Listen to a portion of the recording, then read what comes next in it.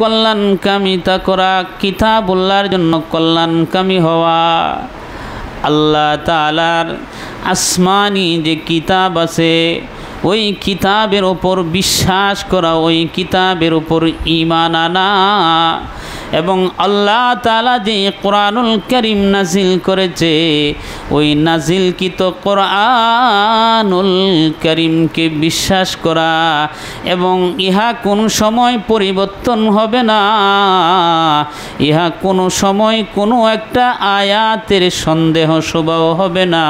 এজন্য আল্লাহ তাআলা বলেন যালিকাল কিতাবু লা রাইবা ফীহ, আমি এমন একটা কিতাব দিলাম যে কিতাবের মধ্যে কোনো সন্দেহ শোভা নাই। 2 নম্বর হচ্ছে কোরআনুল কারীম কিতাবুল্লাহর সাথে কল্যাণকামিতা। 2 নম্বর হচ্ছে কোরআনুল কারীমকে তারতিলের সাথে তেলাওয়াত করা, কোরআনুল কারীমের তেলাওয়াত বেশি বেশি করা।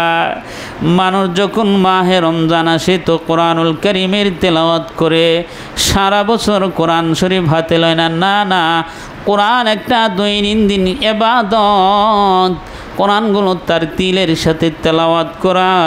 আল্লাহ তাআলা বলেন ওয়ারাত্তিলিল কুরআনা তারতিলা, কোরআনুল কারীমকে তারতিলের সাথে তেলাওয়াত করা। কারণ কোরআনুল কারীমের তেলাওয়াতের দ্বারা বান্দার ঈমান বাড়তে থাকে। কোরআনের তেলাওয়াত যে যত বেশি পড়বে তত বেশি তার ঈমান বাড়তে থাকবে। আল্লাহ রাব্বুল আলামিন তার কলবের মধ্যে হেদায়েতের নূর ডালিয়া দিবে। এই জন্য কোরআনুল কারীম তেলাওয়াত করা। 3 নম্বর হচ্ছে ওয়ারুসুলিহি, রাসূলের জন্য কল্যাণ কামনা করা।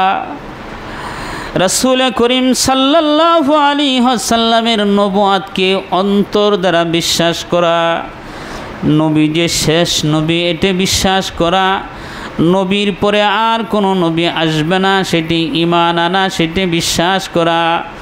আমাদের নবী শেষ নবী, আমাদের নবী খাতামুন নবী, নবীর প্রতি ঈমান আনা, অন্তর দিয়ে বিশ্বাস করা, নবীর প্রতি ভালোবাসা, নবীর ইত্তেবা করা, নবীর অনুসরণ করা, নবীর সুন্নাত অনুযায়ী নিজের জীবনটাকে পরিচালনা করা, নবীর প্রতি ভালোবাসার মহব্বত লাগা।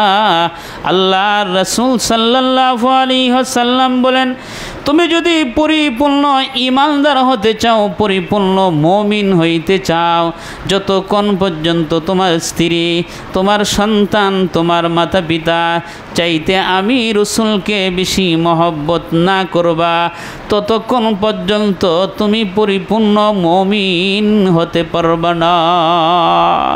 এই জন্য আল্লাহর রাসূলের প্রতি ঈমান আনা, রাসূল করিম সাল্লাল্লাহু আলাইহি ওয়াসাল্লামের অনুসরণ অনুকরণ করা।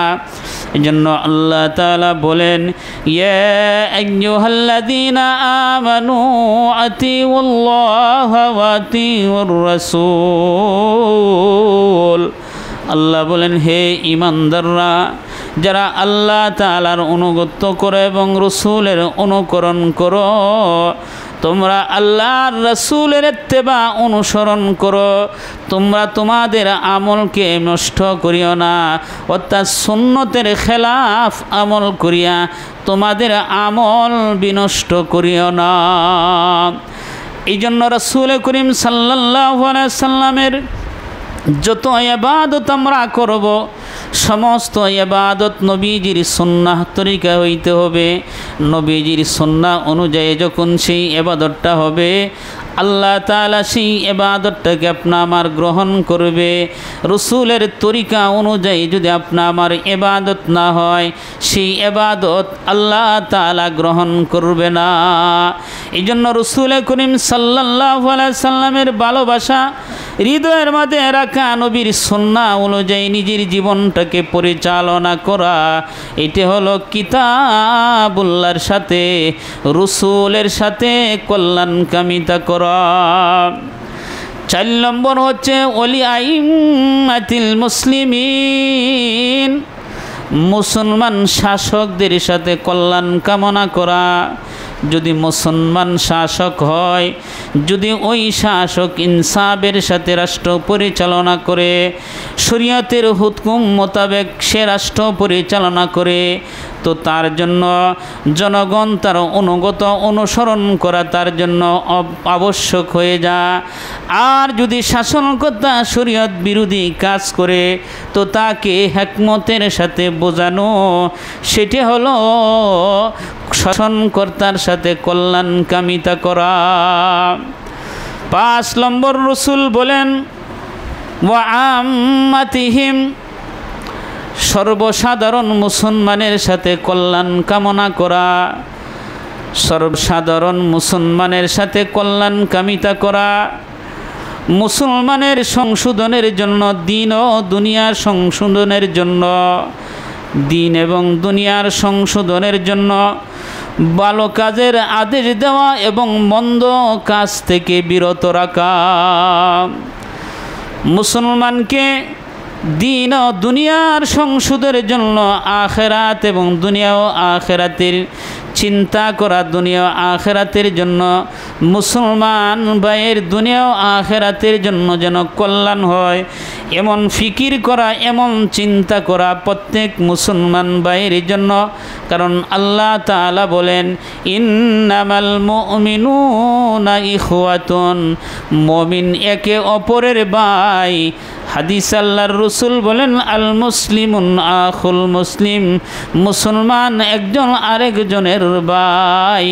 আল্লাহর রসুল সাল্লাল্লাহু আলাইহি ওয়াসাল্লাম বলেন যখন তোমার মুসলমান ভাইয়ের মাঝে ঝগড়া লেগে যা ফাসলিহু বাইনাকুম, তো আল্লাহ তাআলা বলেন তোমরা তাদেরকে সংশোধন করো, তাদের মাঝে মিটাইয়ে দাও, ইনসাফের সাথে তাদের সাথে মিটিয়ে দাও, তাদের সাথে কোনো পক্ষপাতিত্ব না করিয়া ইনসাফ অনুযায়ী তুমি তোমার বিধানটাকে পালন করো।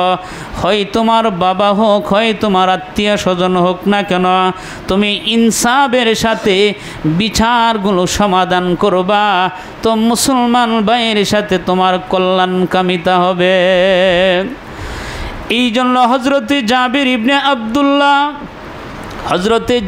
ইবনে আব্দুল্লাহ রাদিয়াল্লাহু তাআলা আনহু বলেন আমি আল্লাহর পয়গম্বরের কাছে এই শর্তে বয়াত হয়েছি, এই শর্তে নবীজির কাছে আমি বয়াত গ্রহণ করলাম যে আমি নামাজ প্রতিষ্ঠিত করব, যাকাত আদায় করব এবং মুসলমান ভাইয়ের শাসন, মুসলমান ভাইকে নসিহত করব, তাত মুসলমানের কল্যাণ কামিতা করব।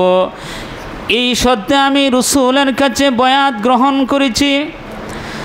ওই হাদিসের ব্যাখ্যায় হজরতে আল্লামা নববী রহমাতুল্লাহি আলাইহি বলেন হজরতে জাবির ইবনে আব্দুল্লাহ রাদিয়াল্লাহু তাআলা আনহু একদিন বাজারে গেলেন, তো বাজারে তালাশ করতেছে তিনি ঘোড়া খরিদ করবেন।